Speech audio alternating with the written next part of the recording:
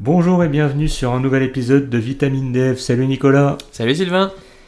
Alors aujourd'hui, on va parler de 3 petits sujets. On va commencer par la proposition de rachat de Chrome par Perplexity. On va suivre avec le retour de la fonction Oxygène sur Apple Watch. Tu pourras nous en parler plus précisément, Nicolas, et qu'est-ce qui se cache derrière ça.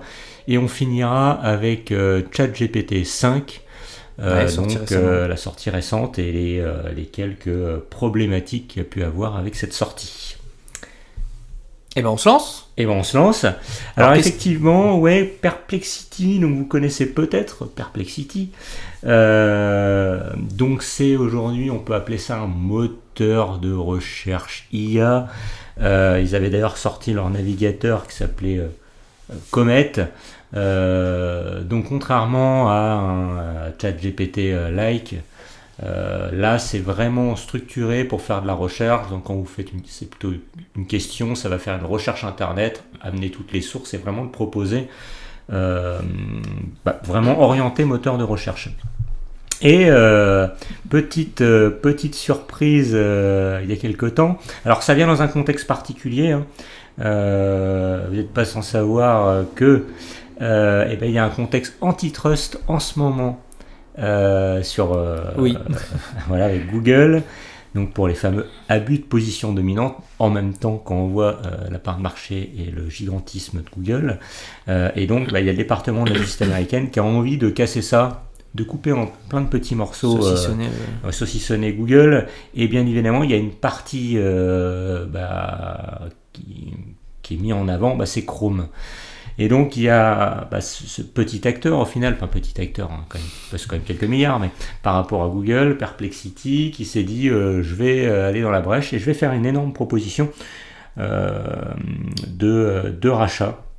Et donc concrètement, il faut savoir qu'ils ont fait une proposition de supérieur à leur valorisation, donc ça c'est quand même Ce que j'allais te dire, tu m'en parlais, et c'est assez notable pour le préciser. Alors à chaque fois qu'on parle de rachat ici, c'est toujours des bouchées de pain, donc voilà, là c'est quasiment 35 milliards de dollars, donc voilà. Une broutille. Alors que Perplexity est valorisé à 18 milliards de dollars. Donc mais c'est très malin de leur part, voilà. C'est très malin de leur part. Ils s'affichent avec une proposition qui semble pertinente parce qu'ils sont rentrés sur le marché, ils ont créé un navigateur. C'est dans l'écosystème, ça marche avec leurs produits à eux. Ça marche exactement. En même temps, il y a ce sujet antitrust qui est en cours. Donc quelque part, il y a une pression importante. Et donc montrer un petit peu au département de la justice, regardez, nous on fait une proposition intéressante, donc dans le cas d'une cession de l'activité, nous sommes un acteur important, ça a du sens et on peut le racheter, ça joue clairement.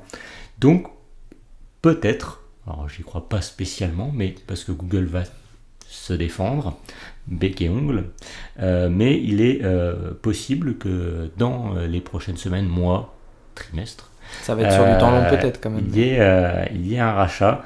Alors c'est un peu provocateur de la part de Perplexity, mais je trouvais ça quand même assez important. Chrome, alors j'ai plus en tête la part de marché, mais c'est juste énorme. C'est donc plus de 60%, je crois. Voilà, donc un changement d'acteur derrière. Alors ils ont quand même promis pas mal des choses importantes. Juste pour terminer, Perplexity, c'est pas juste un rachat, on oublie Chrome, etc. Ils ont quand même promis, sont engagés à garder Chromium open source, et ça c'est hyper important, parce que le nombre de navigateurs qui se basent sur Chromium, ou même d'applicatifs, donc ça c'est extrêmement important. Et puis, continuer à investir massivement, et surtout laisser Google comme moteur de recherche par défaut. Ça peut être surprenant. Ça va être un bon point pour Google pour peut-être lâcher de la bride et le laisser partir. Donc en tout cas, voilà, on va dire un petit coup d'éclat stratégique de la part de Perplexity. Je trouvais ça pas mal, malin. Et donc affaire à suivre pour. C'est ça. Mais il y a des questions qui se posent. Moi, une question qui peut me venir, c'est quand on rachète un Chrome un Chrome. Il y a aussi la marque Chrome derrière. On sait qu'il y a Chromebook qui se base sur le terme Chrome. Il y a plein de choses juridiquement qui sont pas simples, je pense. Ça sera pas simple. Et de toute façon, réussir à associationner, comme tu le disais, un Google et à bien découper les activités, ça va être quelque chose d'assez complexe. Oui, je pense.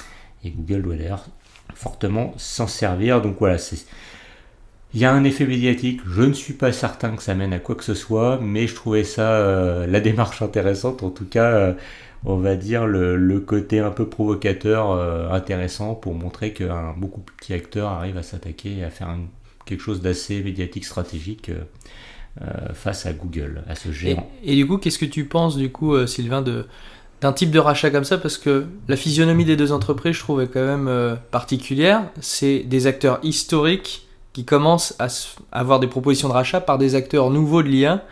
On voit pas un petit peu un pendant de l'IA qui essaye de venir sur les outils historiques pour s'insérer et même proposer de racheter, dire maintenant nous on a les moyens de vous proposer de vous racheter? Là on est quand même pour moi sur un domaine très particulier qui est le navigateur et surtout le moteur de recherche, parce que Chrome aujourd'hui et le moteur de recherche sont très liés. Dans la barre d'URL, on va directement poser notre question, on est orienté vers Chrome. Tout l'écosystème il est géré comme ça. Et donc je pense que c'est un cas particulier. Ça se transpose bien. Je suis pas sûr que dans d'autres domaines d'activité de Google ça soit faisable. Donc c'est assez compliqué. Concrètement, Google, comme tu disais, Chrome, c'est tellement énorme. J'ai des doutes sur la capacité de Perplexity. Tu étais en capacité de reprendre l'entièreté du truc. Mais c'est tellement gros, complexe. Déjà, il faudrait savoir quel serait concrètement ce découpage et quelles seraient les activités derrière. Mais oui, c'est évident qu'aujourd'hui, et on le voit, de plus en plus de personnes, pour faire des recherches, ils vont plutôt passer par une IA générative. Dans notre domaine, on le voit avec Stack Overflow qui baisse vachement. Surtout que maintenant, ça commence à pas mal sourcer, même s'il y a encore des problèmes. Et c'est quand même vachement plus efficace. Je trouve en tout cas, ça va ramener pas mal de sources, ça va élargir un peu notre question et même voir peut-être nous en reposer avec les modèles un peu de raisonnement et de recherche. Voilà. Donc on en reparlera peut-être aussi d'ailleurs avec la partie de ChatGPT 5, mais voilà. Donc pour moi c'est un peu normal maintenant qu'on a découvert les IA génératives, on voit très bien que les recherches on les fait plutôt par là, donc c'est normal que les navigateurs, les moteurs de recherche évoluent. Et donc ça va peut-être passer par ça et par le rachat par une société spécialisée quelque part dans le domaine, même si on pourrait dire que Google est déjà spécialisé dans quasiment tous les domaines. C'est clair. En tout cas voilà, c'est pour ça que je voulais évoquer ce sujet, mais je sais que de ton côté, alors c'était un autre sujet alors moi que je maîtrise pas du tout. Quel retour de la fonction oxygène sur Apple Watch? Alors qu'est-ce qui se cache derrière? Ce qui se cache derrière, un problème pour Apple. En 2020, Apple, ils avaient sorti sur l'Apple Watch que j'ai, vous la voyez pas, mais Sylvain la voit à mon poignet actuellement, et que j'avais acheté, et je trouvais ça incroyable. Dessus, on avait une fonction, je savais pas comment ça marchait, mais qui permet de connaître le taux d'oxygénation de votre sang. Vous savez, normalement, quand on est à l'hôpital, ils nous mettent une petite pince au bout du doigt, souvent, là, et puis vous voyez une valeur en pourcentage. Et puis souvent, on dit souvent qu'en dessous de 95%, c'est pas bien, faut faire quelque chose, faut faire attention. Et on avait ça au poignet tous les jours avec des alertes. C'était assez révolutionnaire quand même. On dirait pas comme ça, mais il y a quand même une ingénierie de pointe derrière ces choses-là. Ouais. Cette fonctionnalité est arrivée en 2020 avec l'Apple Watch Series 6. Elle a plu à tout le monde, aux sportifs en plus, ça permettait de jauger un peu leur oxygénation pendant l'effort, ce genre de choses. Mais en mai 2023, elle a disparu de tous les modèles vendus aux États-Unis, pas parce que la technologie n'était plus dans la montre, mais parce que tout simplement il y avait un litige sur des brevets et de la propriété intellectuelle, de la fonctionnalité. Un litige de brevet avec la société Massimo, alors que je ne connaissais pas du tout, mais qui faisait cette technologie en fait et qui possède les brevets en question. Et du coup, alors si on veut un tout petit peu de détails, le brevet il portait, alors il y en a plusieurs, sur des aspects en fait qui sont vraiment, et quand on les lit et quand je les ai appris, très proches de ce que fait Apple, donc il porte sur la méthode optique précise de la mesure du SPO2, c'est le petit nom de l'oxygénation du sang, qui est faite avec un mélange de LED rouge, d'infrarouge et puis de photodiodes qui permettent de récupérer toutes les données toutes les données que la montre voit. Donc en gros, avec cette petite diode, ça va permettre, via le sang qui passe sous votre peau, de pouvoir avoir un retour de cette lumière qui passe, mais dans une teinte un peu différente. Le corps absorbe certaines choses, et avec le retour et du coup la captation du retour optique par réfraction de ces LED, et avec un algorithme très poussé, on peut en déduire le taux d'oxygène dans votre sang. Et donc Massimo possédait cette méthode de mesure, elle possédait aussi la méthode de traitement local dans la montre, et il possédait aussi les algorithmes de correction apparemment qui sont beaucoup trop proches de ceux qu'Apple utilise. Donc gros litige, et Apple, fidèle à eux-mêmes en évitant plutôt de payer et d'aller loin, ils ont tout coupé, donc dans toutes les montres pour l'instant il n'y en avait plus. Mais jusqu'à aujourd'hui, parce qu'Apple a fait revenir cette fonctionnalité il y a peu, là, il y a quelques semaines. Ils ont redéveloppé eux-mêmes, Alors comment ils ont fait ? C'est là où on voit, alors peut-être aveu de faiblesse ou je ne sais pas, ou de toute façon le matériel étant déjà fait avec ça. En fait, elle est revenue, mais elle n'est plus en local sur la montre. Donc, on ne peut maintenant que lancer le traitement. On peut lancer la mesure sur la montre. Toutes les données sont envoyées à votre iPhone. Et c'est l'iPhone qui fait le traitement, avec un algorithme, j'imagine, différent, puisqu'il y avait aussi un problème sur l'algorithme de correction. Et cet algorithme, du coup, est sur le téléphone, et le résultat n'est disponible que sur votre téléphone.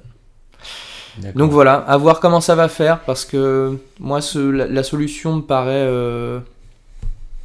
un résultat mitigé, puisqu'avant on avait quand même des montres qui permettaient de partir faire de l'effort, de partir sans son téléphone, et maintenant on perd cette fonctionnalité sans le téléphone. C'est peut-être une solution transitoire en attendant Ils n'ont pas communiqué là-dessus. Ils n'ont pas communiqué là-dessus, mais rendre beaucoup plus dépendant la montre du téléphone, est-ce que c'est quelque chose qui va arriver plus tard avec de l'IA par exemple? On va être obligé de déporter des fonctionnalités comme ça. Est-ce qu'ils vont en faire une manière de faire ou ça va rester à la marge ? Alors ma surprise, c'est qu'aujourd'hui, des objets connectés liés à la santé, il y en a beaucoup. Je pense à Samsung, je pense à WeThings, il y en a beaucoup. Je ne vais pas citer toutes les marques qui me viennent en tête.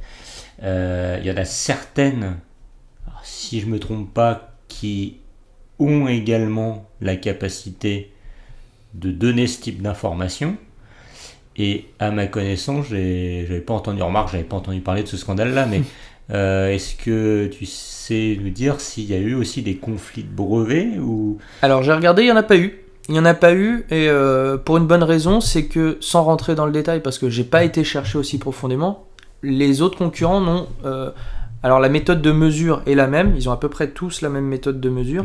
Par contre, la méthode de traitement est vraiment différente chez les autres, ce qui fait aussi que c'est quand même des mesures qui sont à prendre souvent avec des pincettes. Ça donne une ordre d'idée, parce que c'est pas du tout aussi précis qu'on parlait du petit clap que les médecins vous mettent sur le doigt. Ça va vous donner une tendance, mais Apple aime bien pas donner des tendances dans ce qu'ils font dans la santé. En est pour preuve aussi ce qu'ils ont fait avec les AirPods, où ça a été breveté avec des médecins les AirPods maintenant peuvent servir vraiment d'appareils auditifs, de vrais appareils auditifs médicaux. Et Apple est plutôt dans ce côté-là, et du coup ils voulaient quelque chose en local de très précis, et c'est pour ça je pense qu'ils ont marché sur les plates-bandes de Massimo, qui est spécialisé juste dans ce bout-là. Les autres donnent plutôt une tendance, j'ai l'impression que du coup ils ont quelque chose de peut-être plus... Alors je vais pas dire approximatif, parce que dans ce qu'ils font, je ne pense pas, mais du coup... Alors après, c'est peut-être aussi des éléments marketing. J'avais l'impression que notamment la marque WeThings avait justement pour approche de dire que c'était des systèmes médicaux. Je sais pas si... WeThings est un peu à part aussi, parce qu'ils étaient un peu sur cette mouvance. Alors, je sais pas si sur cette technologie et ce paramètre, ce taux d'oxygénation, par contre, est-ce que là, oui. Alors c'est toujours pareil. J'ai pas été dans ce détail-là. Et peut-être qu'aussi... D'accord, mais en tout cas, un sujet... en fait, un retour un peu des sujets de brevets, il y en a tout le temps. Apple, c'est pas la première fois en plus qu'ils ont ce genre de soucis. Donc d'accord. Donc le retour, mais avec une petite déception de ce que je comprends, puisque là, au final, complètement déporté. On ne sait pas si c'est transitoire, et donc ça va quelque part, ça enlève une grosse autonomie de la personne qui part en trek juste avec sa montre. Exactement, mais toujours, comme les brevets sont quand même sectorisés, aux États-Unis. En France, on n'a pas ce problème-là. Alors ça, ça c'est toujours là, magnifique. C'est magnifique. D'accord, ok, et bah ça marche. Et donc toi, Et du coup, t'as eu l'occasion de le réutiliser ça... Ah bah moi, comme je disais, ça n'a pas été coupé en Ça n'a France. pas été C'était coupé que en aux France, ça a été États-Unis. coupé en France, Et du d'accord. coup, en plus aux États-Unis, ça a un peu fait monter de bouclier contre Apple pour la petite histoire à côté. Ça faisait un peu deux sujets où ils annonçaient des choses qu'ils n'avaient pas vraiment entre Apple Intelligence sur le téléphone avec le contexte qui n'arrive toujours pas et ça qui était vendu comme sur les montres la nouvelle chose mais que les gens n'avaient plus quand ils l'achetaient. Sorti de la boîte, il n'y avait plus la fonctionnalité. Ça faisait deux grosses fonctionnalités que les gens attendaient sur les produits Apple qui étaient promis et qui n'étaient pas là. Donc, Ah oui, est-ce que ça fait partie du message du petit tacle il y a eu un tacle le tag de récent, Google, le tag de Google. magnifique sur leur pub. N'attendez pas, si on vous promet une fonctionnalité que ça fait plus d'un an que vous l'attendez, revoyez votre définition de bientôt ou changez de téléphone. Magnifique pub. Voilà, ouais, donc ok, j'arrive à faire les liens. D'accord, ok, très bien.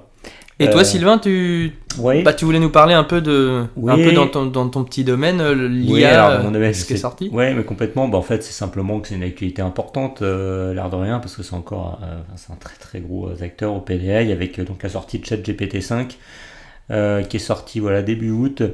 Alors qui a fait du bruit, donc je vais. Comment ça a été mis en avant, donc ils ont revu, alors ça c'est si vous allez vous connecter, le design a été revu, etc. Surtout ils voulaient quelque chose d'unifié.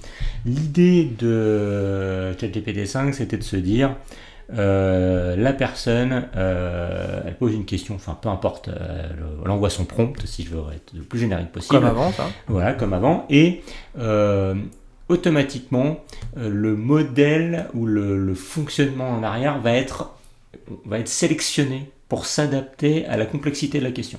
Donc si on a besoin de raisonnement, ça va activer le modèle de raisonnement, etc. Oui, d'accord. Donc en tout cas, c'était cette volonté-là d'unifier également, alors même si je crois ne pas dire de bêtises, qu'on pouvait orienter la façon de s'exprimer ou de répondre de ChatGPT, mais en tout cas avoir quelque chose de lisse, d'unifié, et dans la manière de répondre et dans l'automatisation de sélection des modèles. Alors quand on voit ça comme ça, très bien, ils mettent aussi en avant, évidemment, et heureusement, c'est une révolution, on parle quand même, c'est pas cette fois-ci des 4 points quelque chose, on passe aux 5, solution majeure, donc on peut concevoir ça comme, ça y est, le gros gap, surtout qu'il y a quelques années, on en parlait beaucoup en mode, ça y est, quand ils vont arriver, ça y est, ça va être incroyable, ça va changer la vie de tout le monde. Donc là, ils ont quand même mis en avant... avec des benchmarks, il faut toujours prendre, on le dit à chaque fois, avec des pincettes. Ça dépend les benchmarks, mais en tout cas, des améliorations vraiment impressionnantes. Donc, par exemple, alors en fait, en tout cas en 45 à 50% de résultats qui sont satisfaisants. Alors après, il faut prendre avec des pincettes ces éléments-là. Pourquoi ils expliquent ça? C'est que comme ils sélectionnent le bon modèle, en gros ils disent certaines personnes n'utilisaient pas le bon modèle pour le type de tâche qui était demandé. Donc là typiquement quand on demande un prompt complexe, ça va plutôt aller sur du raisonnement et donc forcément les résultats vont être améliorés alors que les gens ne le demandaient pas nécessairement avant. C'était peut-être une mauvaise utilisation avant. S'ils avaient utilisé expressément le raisonnement, ils auraient le bon. Okay. Maintenant, là, je rejoins un petit peu ce que tu as dit avec Apple. Ils sont arrivés avec d'autres éléments qui fait grincer les dents. Typiquement, on ne peut plus choisir le modèle. Et donc, toutes les personnes qui avaient pour habitude de dire non, moi je vais utiliser mon tel modèle, mon 4O, etc. Et tout ça, au départ, je dis au départ parce que là, très récemment, il y a eu une petite communication dire finalement on va peut-être remettre une liste déroulante pour pouvoir choisir le modèle. Ils l'ont enlevé comme ça. Voilà. Donc la personne à un moment elle a fait F5 ou elle est arrivée sur le site, elle a eu et puis là comment je vais pouvoir fonctionner ça. Alors quand même rapidement ils ont répondu et c'était disponible mais que pour les utilisateurs plus il me semble. De pouvoir choisir son modèle. Alors moi je n'ai plus l'abonnement personnellement là sur OpenAI, donc je n'avais pas vu ça, mais c'est ce que j'avais lu. Mais en tout cas, voilà. Après, il y avait eu d'autres petits éléments, mais effectivement, comme il peut switcher en thinking, en raisonnement automatiquement, quelqu'un qui s'attendait à une réponse peut-être assez rapide avec une sélection de modèles qui n'était pas de raisonnement, là, il y a du temps, donc ça peut être beaucoup plus long alors qu'on s'y attendait pas. Alors, il faut avoir en tête des personnes qui l'utilisent de manière professionnelle. C'est ça, c'est ce que j'allais dire. Quelqu'un qui se connecte à l'API, ça fait le même système. L'API n'a pas spécialement changé. En tout cas, moi, je l'utilise encore et je peux encore le faire. C'est plus les personnes qui l'utilisent de manière professionnelle, qui utilisaient en mode prompt, qui se connectaient à l'interface, oui, etc. d'accord. Bon, là, ça leur fait revoir leur fonctionnement. Ils sont un peu ennuyés. Et puis... alors là, c'est vraiment sur des cas spécifiques, c'était les gens qui le trouvaient trop sobre dans ses réponses. Plat, dire. Générique, etc. Et ça va, en même temps, on ne peut pas non plus leur jeter la pierre, c'est dans le côté unifié. Toutes les réponses un peu pareilles, on lisse tout. Et puis, le dernier élément, c'est qu'au final, il y en a beaucoup qui se disent, en fait, ChatGPT 5, c'est pas une révolution, c'est une évolution. Ouais. On aurait pu l'appeler 4.8, peu importe comment ils voulaient l'appeler. Et ça laisse un petit peu... il y avait un énorme enthousiasme, ça a fait dégonfler le truc. C'était un peu... il y avait une attente énorme derrière ça, puis en fin de compte, alors c'est quelque chose de très bien, mais pas révolutionnaire comme les gens l'attendaient. Okay. C'est pas un tournant énorme. Parce que du coup, son principal avantage... J'ai l'impression, je découvre un peu ce que c'est, parce que je l'ai utilisé, mais moi, il m'a toujours fait des réponses plutôt classiques, sans auto-déterminer autre chose. J'ai l'impression que la grosse plus-value de ce modèle, c'est plutôt un peu comme si l'évolution classique, ça a automatisé le choix des petits trucs qu'on pouvait avoir en bas, je fais de la recherche, je fais du thinking. C'est une orientation qui a quand même de plus en plus, c'est d'éviter aux utilisateurs qui n'ont pas de connaissances avancées d'avoir une maîtrise de comment fonctionnent les modèles et de prompting très avancé pour obtenir des bonnes réponses. Donc et là c'était sur la partie effectivement, vous inquiétez pas, je vais sélectionner le modèle le plus adapté à la question que vous m'avez posée. C'est toujours un peu, d'ailleurs c'est un peu souvent, on en a déjà parlé, la différence entre Android notamment et iOS. La grosse différence c'est qu'il y en a un qui va encapsuler tout, voilà ce qui est bon pour vous. Et puis le modèle plus, je vous laisse la main sur tout, il y a des valeurs par défaut, je vous laisse la main sur tout et c'est à vous de décider. Voilà, donc après, il y a des personnes qui sont plus l'un que plus pour l'autre. Là, il y a surtout, ça a eu un effet grinçage dedans sur je peux même plus choisir moi-même, alors que je sais ce que je veux faire. Et donc, j'ai vu des petits tweets, quand on regardait sur Twitter quand il est sorti, je voyais passer un petit peu dans ma timeline des gens qui disaient « Oh, il est même plus bête qu'avant, mais parce que je pense que suivant le prompt qu'ils font, ils choisissent pas le bon truc, donc la réponse est pas adaptée là où avant, forcément, c'est ça. Plus adapté. Et puis c'est toujours compliqué, avec les fameux benchmarks. VS la réalité, de toute façon ils vont l'adapter assez rapidement et je pense que ça sera, c'est quand même il y a quand même une amélioration notable.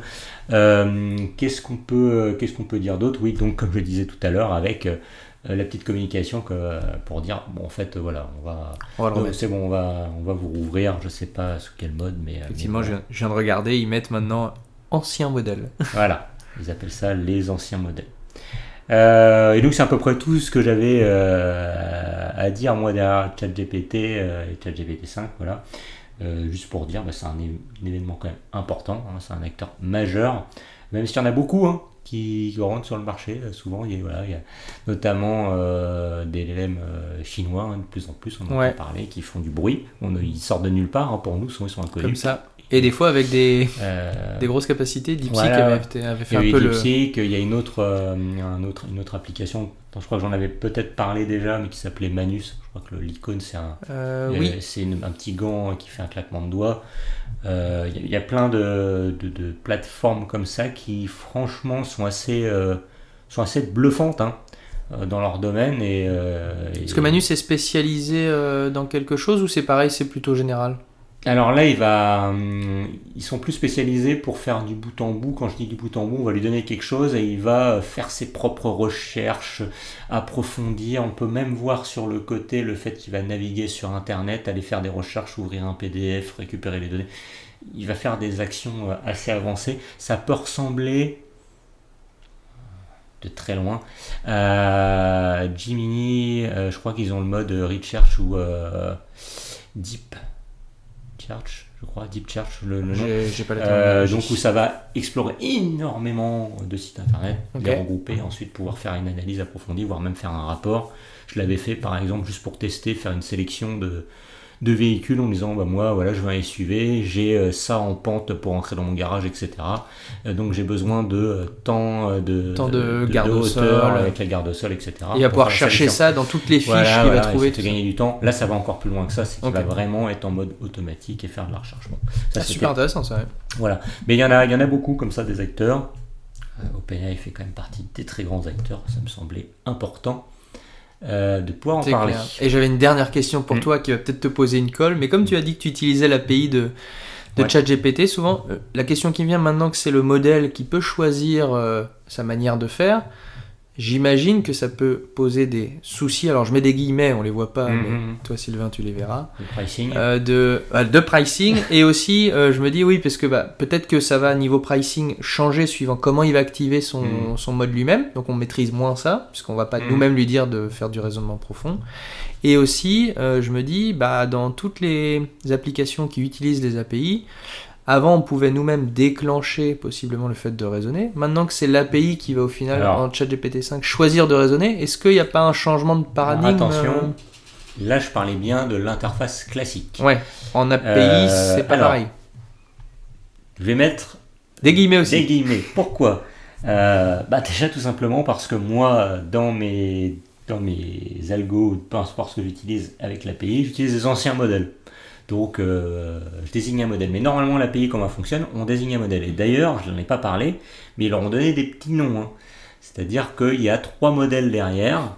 ChatGPT-5, il y a un modèle pour les tâches simples, un équivalent du 4O un peu plus costaud et un modèle de raisonnement. Donc ils ont quand même fait cette décomposition. Okay. Donc on peut en appeler un des 3 et pas forcément le truc qui je mets les guillemets puisque je ne l'ai pas fait moi-même.